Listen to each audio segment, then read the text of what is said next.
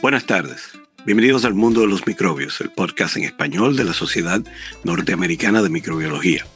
Yo soy el Dr. Max Brito, anfitrión de este podcast y profesor de Medicina e Infectología de la Universidad de Illinois en la ciudad de Chicago, en los Estados Unidos. Pueden descargar el podcast y suscribirse para recibir alertas cuando tengamos nuevos episodios desde su aplicación de podcast favorito, incluyendo Google y Apple Podcasts. También pueden tener acceso desde las páginas de la Sociedad de Microbiología en www.asm.org, por sus siglas en inglés, o digitando en Google o en cualquier buscador la frase microbios, Sociedad de Microbiología. Hoy tenemos un invitado muy especial y tenemos un tópico muy especial. El microbioma humano está siendo sujeto a muchas investigaciones en la actualidad porque podría constituirse en la llave para tratar de descifrar algunas de las enfermedades inmunológicas o enfermedades infecciosas. Y hoy tenemos con nosotros al profesor Carlos Cervera. Carlos Cervera es un profesor asociado de medicina en la Universidad de Alberta, en Canadá. Recibió su título de médico en la Universidad Autónoma de Barcelona, en España, y es certificado por el Board de Medicina Interna Español, en donde se recibió en el 2001. Luego de su residencia, el doctor Cervera formó parte del Hospital de Clínicas de Barcelona, en donde recibió también, en la Universidad de Barcelona, su doctorado en inmunidad, receptores e infecciones post-trasplante. Se encuentra desde el 2003 trabajando como especialista de enfermedades por trasplantes.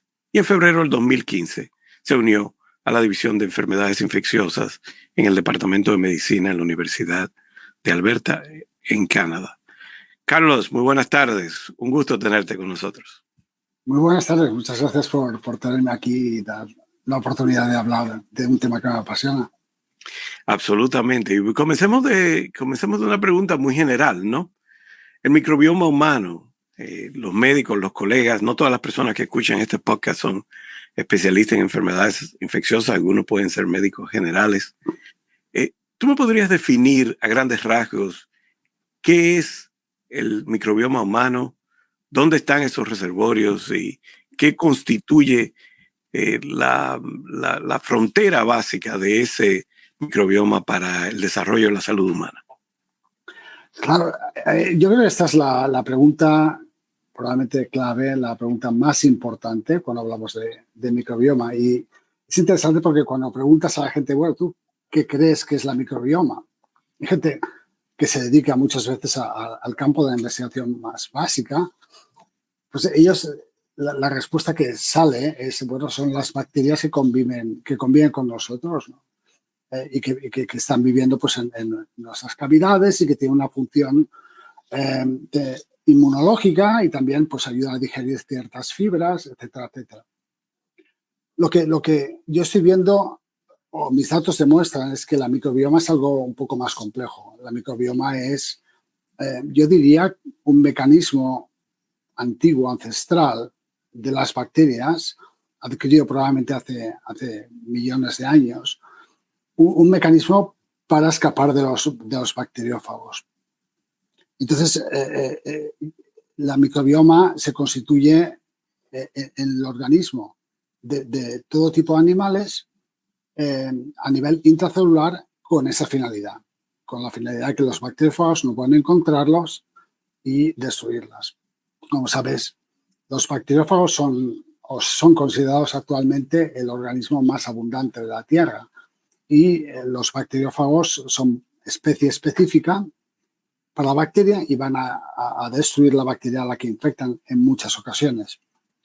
Por tanto, si las bacterias no tuvieran un mecanismo para escapar, pues no existirían ni unos ni los otros. Se autodestruirían, bueno, mutuamente de alguna forma, ¿no? Pero esas son bacterias, las bacterias microbianas son bacterias con una función específica dentro del organismo, ¿no?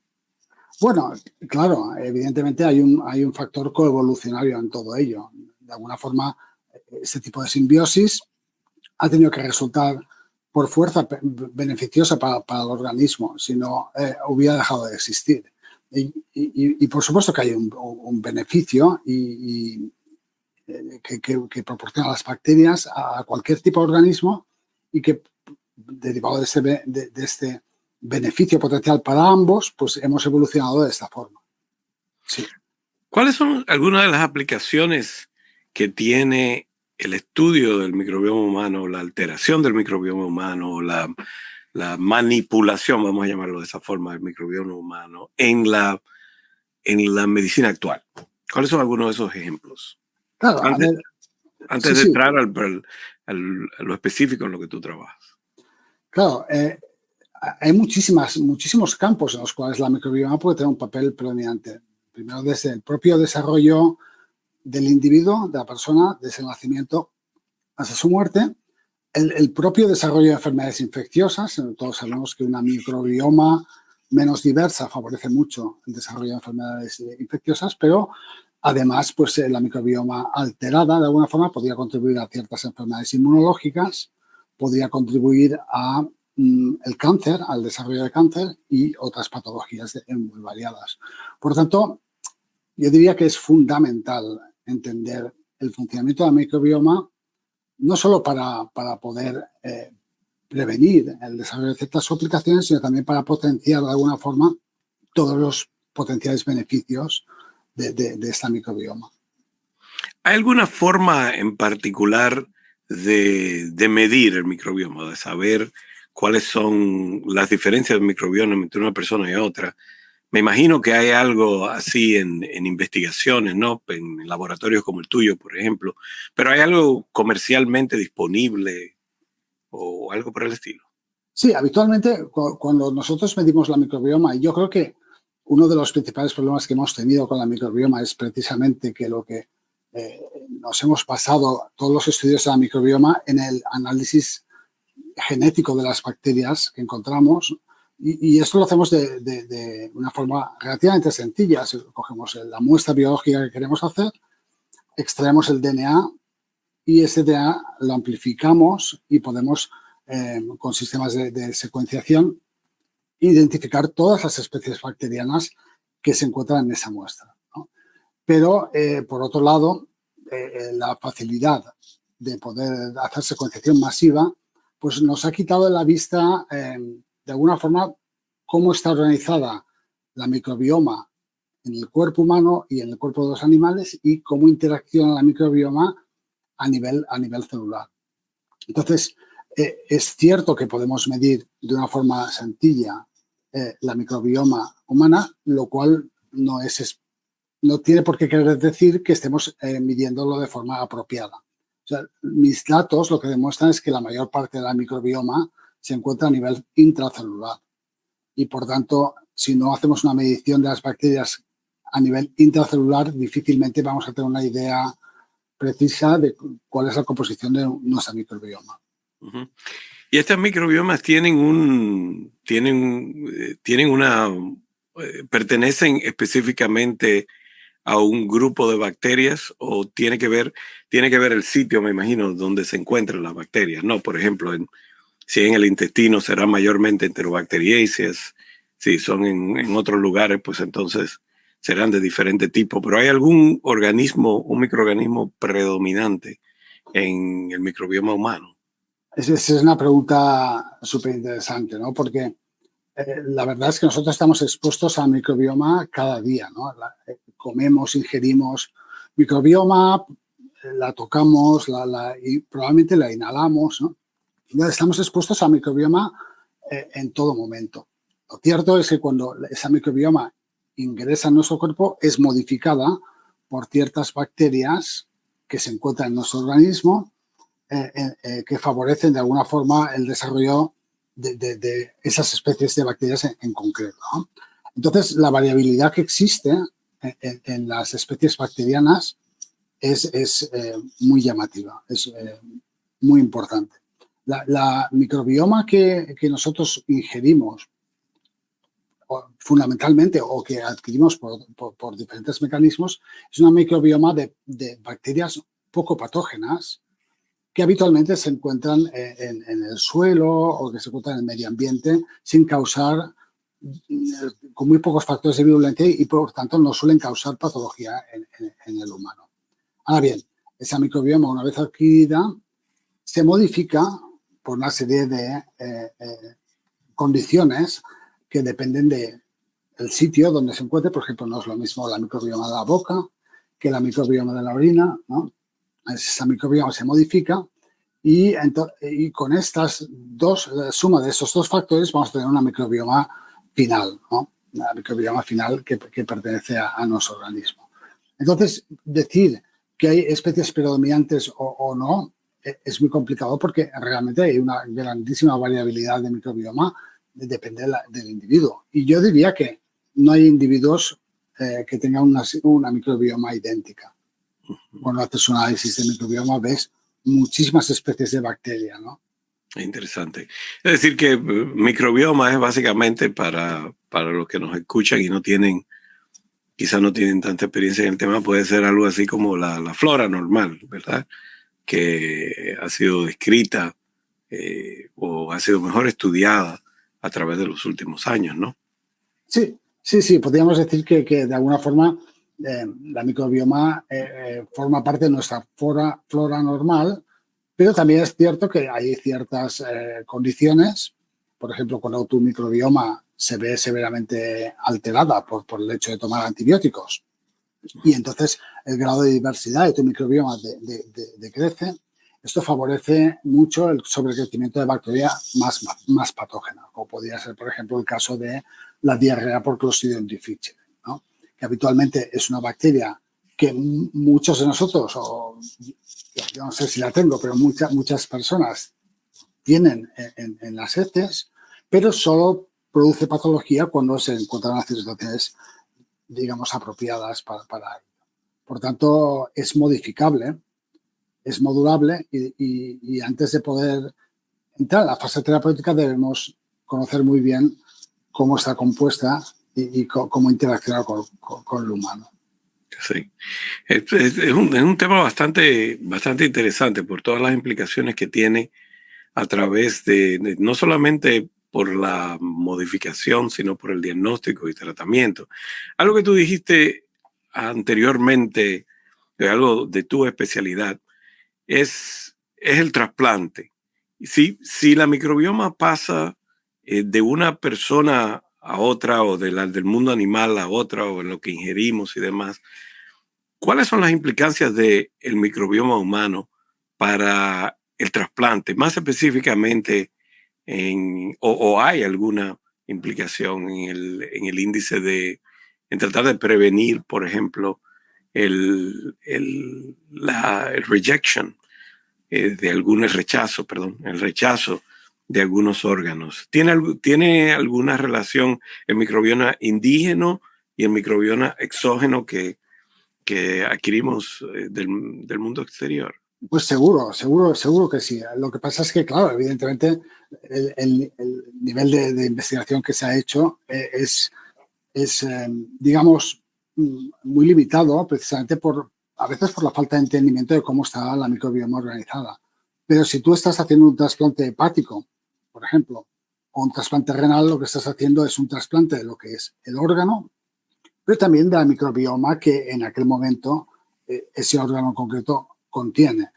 Y además es posible que hayan factores que dependan del donante que también modifiquen de alguna forma cómo va a evolucionar la microbioma.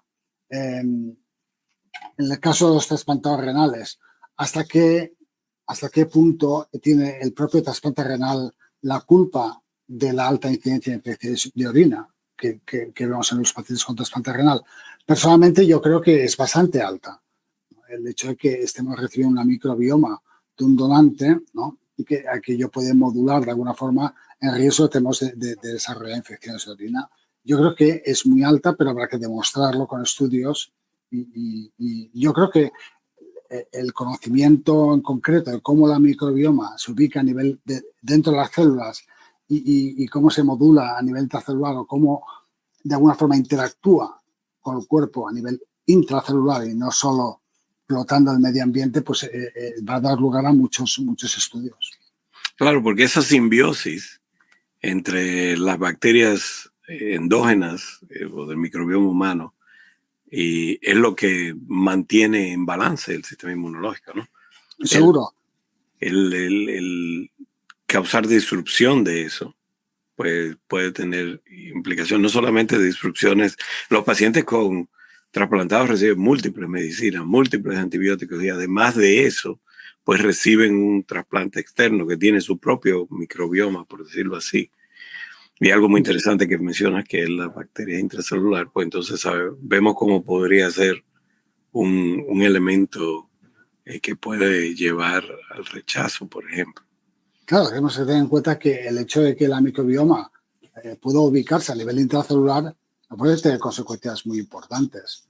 Por ejemplo, ciertas bacterias que producen toxinas, como por ejemplo podría ser Escherichia coli, productora de colibactina, que sabemos que es capaz de dañar el DNA, podría justificar un cierto porcentaje de casos de cáncer de colon. ¿Cómo modificar esa microbioma de forma preventiva para que eso no suceda? Pues sería un campo de investigación muy importante, ¿no? Además de otras muchas condiciones en las cuales esto puede tener una gran relevancia, ¿no? Muy, muy interesante y con implicaciones para muchos campos. Ahora, hablemos de tu área de investigación en específico. Sé que tú has hecho algún trabajo, me mencionas, de que el microbioma puede ser intracelular, lo cual es un concepto para mí personalmente, un concepto nuevo y que tiene que ver como mecanismo de protección contra los bacteriófagos. ¿Cómo puede eso incidir sobre la prevalencia de una enfermedad X? Hablemos, por ejemplo, de algo que tienes experiencia, que es la enfermedad del tracto urinario. ¿Cómo puede la alteración del microbioma y el que la bacteria sea intracelular afectar la infección del tracto urinario? Digamos que cuando nosotros comemos o durante cada día nosotros estamos ingiriendo microbioma y entonces esa microbioma es distribuida por el cuerpo. Eso es lo que mis datos sugieren, ¿no? Y evidentemente hay una microbioma en la orina y que es fundamentalmente intracelular. Es decir, en los autores más clásicos o los investigadores más clásicos decían que la orina es estéril. La orina ha pasado por diferentes fases de esterilidad, digamos, ¿no? Pero en mi laboratorio lo que podemos es, de alguna forma, ver las bacterias que están dentro de la célula, cómo están organizadas, y te puedo decir que hay un nivel altísimo de bacterias. Claro, cómo las bacterias más patógenas interaccionan con lo que es la microbioma intracelular es un tema que habrá que investigar. Habrían diferentes posibilidades. Por ejemplo, que las bacterias más patógenas, de alguna forma, simulando el comportamiento de otras bacterias, se agrupasen y se instalasen a nivel intracelular. Eso sería una opción. Podría pasar también que las, digamos así, cápsulas de microbioma, las bacterias más patógenas, se pegasen a la superficie y luego fueran endocitadas por la célula. Eso también sería una posibilidad. O también cabría la posibilidad de que las bacterias más patógenas se introdujeran dentro de lo que es la cápsula de microbioma y luego se ubicaran a nivel intracelular. En cualquiera de los casos, lo que sucede es que hay una salida de bacteria patógena continuada a nivel de la orina que en cualquier momento daría lugar a un nuevo evento de infección de orina. Esto está en contra de la teoría clásica de infección urinaria ascendente, en el sentido de que la infección de orina vendría de las bacterias presentes a nivel intracelular como parte de la microbioma. Nosotros en el día a día podemos ver ejemplos de que esto podría tener cierto sentido. Por ejemplo, cuando vemos un paciente que tiene infecciones de orina recurrentes, habitualmente siempre van a ser causadas por una bacteria con el mismo fenotipo. Por ejemplo, cuando un paciente tiene una infección de orina por una Escherichia coli productora de beta-lactamasa de espectro extendido, Pues las infecciones de orina subsiguientes van a ser siempre causadas, o siempre o casi siempre, por la misma Escherichia coli productora de beta-lactamasa, lo cual es difícil de explicar por un mecanismo de infección de orina ascendente. Por lo tanto, yo creo que bueno, la hipótesis iría por aquí, luego habrá que definir muchísimo cómo es esa interacción, cómo funciona esa interacción y de alguna forma qué tipo de intervenciones deberíamos aplicar para prevenir nuevos eventos de infección de orina. Cómo podríamos normalizar la microbioma de ese paciente en particular.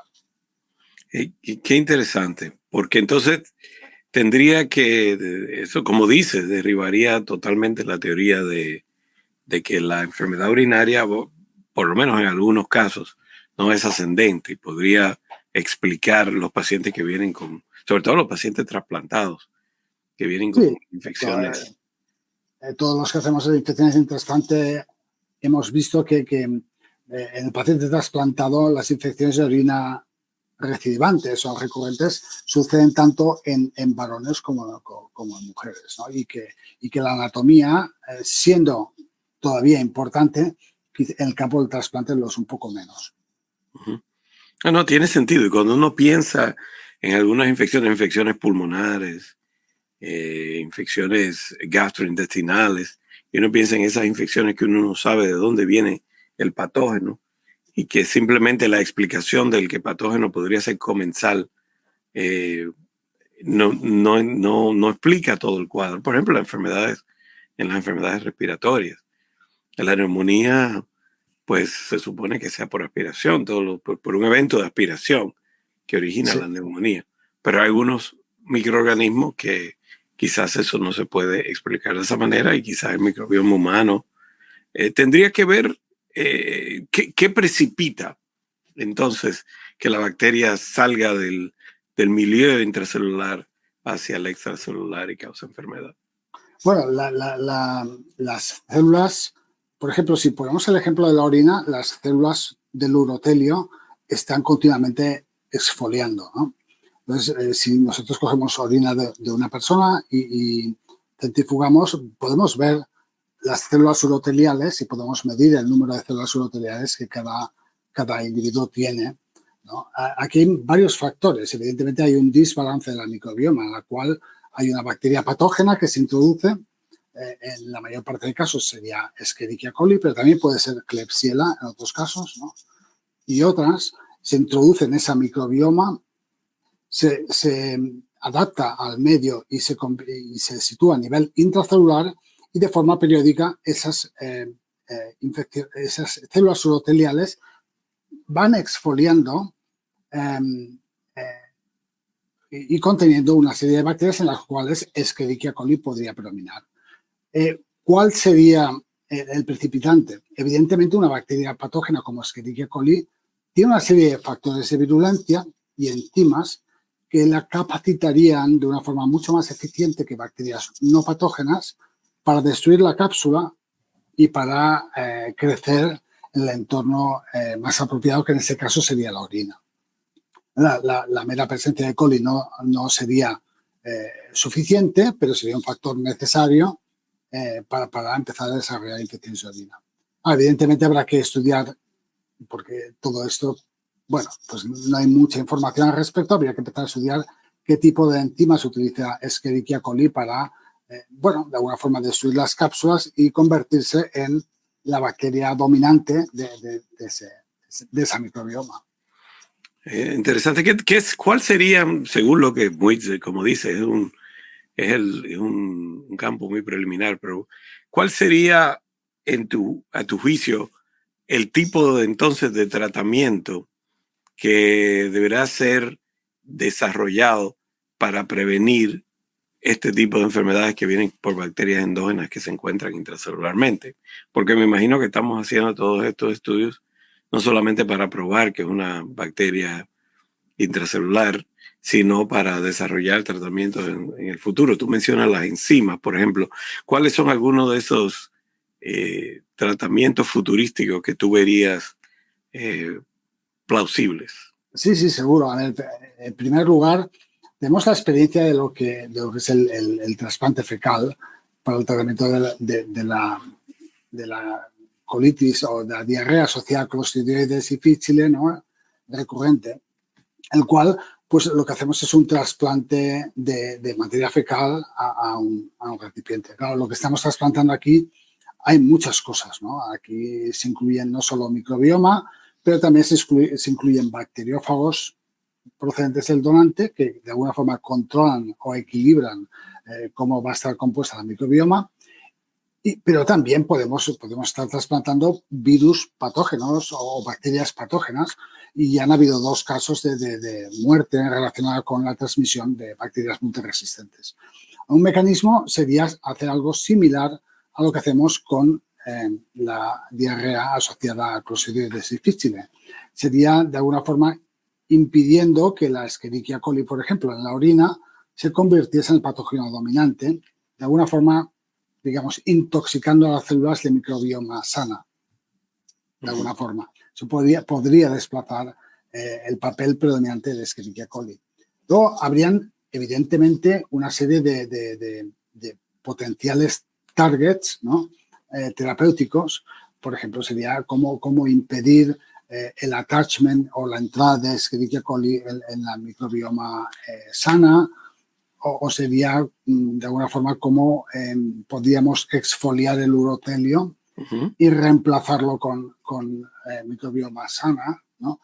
Hay la idea o el descubrimiento de cómo funcionaría la microbioma nos daría muchísimas potenciales targets para investigar futuros tratamientos a nivel de una variedad de localizaciones en el cuerpo, como podría ser las vías biliares, las heces, la orina y otras áreas. Por tanto, bueno, yo creo que aunque pueda parecer que es un hallazgo más, la verdad es que podría tener implicaciones que son importantes a nivel de la infectología, pero también de otro tipo de enfermedades como el cáncer. Sí, se me ocurre que las terapias a nivel local, como decías, de la exfoliación de las células y demás, terapias locales, pues, y evitar las terapias sistémicas, ¿no? Si todo tiene que ver con la salida de bacterias del campo intracelular, pues podría crear muchas terapias que pueden ser que pueden ser locales. Y se me ocurre también que por ejemplo, el campo de la investigación en enfermedades de vías urinarias, pues es un campo muy fértil de investigar los cuerpos extraños, ¿no? Por ejemplo, los catéteres. ¿Cómo podría la enfermedad por catéter ser aumentada por ese trauma que se produce a nivel del tejido vesical, ¿no? Sí, exactamente. O sea, estamos hablando de enfermedades que son extremadamente prevalentes y que una infección relacionada con un catéter pues puede que no te mate, pero desde luego tiene un impacto importantísimo en la calidad de vida de las personas que lo sufren, y también un coste para el healthcare system pues muy importante. Por tanto, estamos hablando de potenciales enfermedades, el potencial tratamiento de enfermedades altamente prevalentes. Y yo tengo la sensación de que, bueno, después de la publicación de estos datos, podría dar lugar a nuevas líneas de investigación centradas en ese tipo de interacción de la microbioma con el ser humano. Sí. Interesante, Carlos. Ahora, una cosa muy que me llamó mucho la atención fueron las fotografías que tienes de microscopía electrónica sobre cómo las bacterias salen del espacio intracelular, y algunas de esas fotografías son del biofilm. ¿Podrías traerla entonces para los amigos que nos están viendo a través de video, pues puedan ver la fotografía? Y para los que nos escuchan por el podcast, ¿podrías describir cuando esté en la foto lo que estamos viendo? Sí, por supuesto. Bueno, básicamente las bacterias están juntas, agrupadas con una biopelícula, es decir, conocemos, generamos imágenes de microscopía electrónica, en este caso de microscopía electrónica de barrido. Entonces sacamos las bacterias fuera de la célula y fuera de la cápsula. Lo que vemos es un agregado de bacterias, muchas veces de tipo bacilo, pero también podemos ver de tipo coco, agrupadas entre sí, todas bien juntas, ¿no? Y también están de alguna forma englobadas en una matriz polimérica extracelular muy característica de bacterias en biopelículas, ¿no? La imagen que te enseñó, precisamente vemos esto, vemos multitud de bacilos agrupados juntos y en alguna área puedes ver cómo están embebidas, ¿no? Por una matriz polimérica extracelular típica de una biopelícula. Entonces, Es una imagen muy contundente para los amigos que nos están escuchando y quieren ver la imagen. Pueden ir al sitio web del podcast y encontrar el video de YouTube, y es aproximadamente entre el minuto 35 y el minuto 40. Pueden ver la foto que describe el doctor Cervera, que es una foto con una aglomeración bastante importante de bacterias gram positivas y negativas, ¿no? Envueltas o bacilos y cocos, porque no podemos ver la tinción, ¿no? Pero envueltas en esa matriz. Muy interesante. sí, Bien. entonces están aquí y entonces voy a quitar la fotografía ahora, pero básicamente lo que están, estas bacterias han sido extraídas del receptáculo. Entonces, lo que podemos ver muchas veces, si conseguimos de alguna forma extraer estas cápsulas de la célula y podemos verlas de forma íntegra, lo que habitualmente veríamos sería una estructura similar a la que muestro a continuación, ¿no? Esto sería una cápsula que en su interior, dentro de esa cápsula, pues estarían agrupadas las bacterias que forman parte de la microbioma en general, digamos, ¿no? Entonces, las bacterias están dentro de esta cápsula, muchas veces bastante resistente, y que se ubica a nivel intracelular, y eso lo podemos ver con diferentes técnicas de visualización. Y esa es la próxima que nos vas a mostrar, ¿no? Sí, bueno, esta sería la que estoy mostrando ahora, sería la imagen de la... Que no la ve, ahora sí la veo. De la cápsula, ¿no? Exacto. Y puedes ver que dentro de esta cápsula, porque en este caso ha sido abierta, está abierta, no es que la hayamos abierto nosotros, pero hemos aplicado diferentes técnicas para poder favorecer que se abriera y entonces lo que vemos dentro es componente bacteriano dentro de esta cápsula, y eso sería cómo estaría organizada a nivel intracelular. Es una foto bastante interesante. Se ve como una cápsula en proceso de quebrantarse o de rompimiento, ¿no? Y se ve como las bacterias están agrupadas ahí dentro de esa matriz. Entonces, ese corpúsculo que vemos ahí, sí. Una vez más, para los amigos que quieren verlo, pueden ir al video y buscar después del minuto 35, y ahí lo verán. Es una imagen muy impactante. Ese corpúsculo se encuentra dentro del epitelio. Por ejemplo, en el caso de las vías urinarias, es intracelular, pero estamos hablando de las células transicionales de la vejiga, por ejemplo. Sí. Estos cuerpos, de alguna forma cápsulas, ¿no? Pueden encontrarse tanto a nivel intracelular, pero también podemos encontrarlo de forma libre. O sea, puede ser también que no se haya llegado a incorporar dentro de la célula. O sea, nosotros, cuando nos alimentamos, lo que estamos comiendo muchas veces contiene cápsulas como esta. Entonces, este tipo de cápsulas son absorbidas y circulan por todo el organismo. Sí, increíble. Eso es un nuevo paradigma completamente, porque en vez de ser la bacteria una estructura libre que puede encapsularse per se, tenemos grupos o cúmulos de bacterias dentro de cápsulas. Es un concepto muy interesante. Entonces, sí, es un concepto quizás a veces puede ser un poco chocante, ¿no? Pero lo cierto es que podemos encontrar este tipo de bacterias organizadas de esta forma en muchos tipos diferentes, no solo de animales, pero también en alimentos que consumimos a diario. Muy interesante. Para terminar, Carlos, esta tan interesante discusión, ¿cuál es el futuro? ¿En qué estás trabajando ahora? Ya nos has dicho más o menos a grandes rasgos lo que estás haciendo, pero ¿en qué estás trabajando en este momento, en ese campo? ¿Y cuál es el futuro de este campo? En estos momentos estoy finalizando todo el grupo de experimentos que estoy haciendo. Primero estoy trabajando, uno de los grandes misterios es si la microbioma se adquiere después del parto o se adquiere in útero, ¿no? Entonces, pues estoy trabajando en este campo. Mis datos demuestran que la microbioma ya existe en el momento del nacimiento. Y luego en el futuro, mis planes son investigar de qué forma la microbioma interacciona de forma, digamos, con la célula humana para producir enfermedad. Y cuando hablo de para producir enfermedad, me refiero fundamentalmente a infecciones, porque yo soy un infectólogo y eso es lo que me gusta, pero también me interesa mucho el tema del cáncer, el incremento de riesgo de cáncer causado por bacterias y de alguna forma cómo prevenirlo. Eso sería el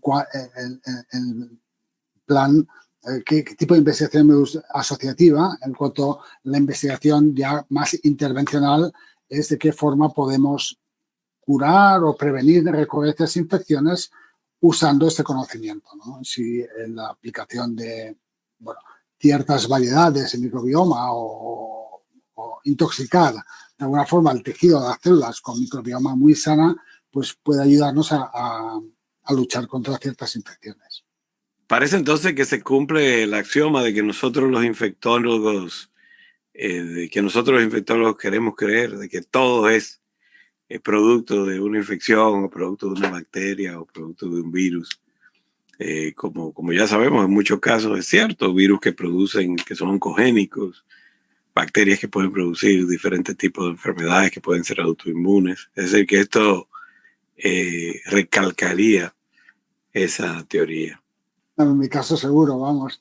Yo soy uno de los firmes creyentes que sí, que la interacción con bacterias, virus, pues causan una buena parte de enfermedades. Quizás es un sesgo profesional que tenemos todos, pero me gusta pensar que eso es así. Claro que sí. Ha sido una plática muy interesante, Carlos. Muchísimas gracias por tu participación. No sé si tienes algo que agregar al final.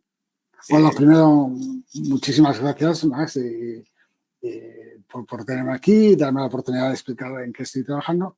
Y bueno, quizás decir que nos falta mucho por aprender de las enfermedades infecciosas, pero eso no tiene que ser un factor que nos estimule, ¿no? Yo creo que el futuro de la infectología pues es muy brillante y yo creo que en los próximos años todavía lo será incluso más.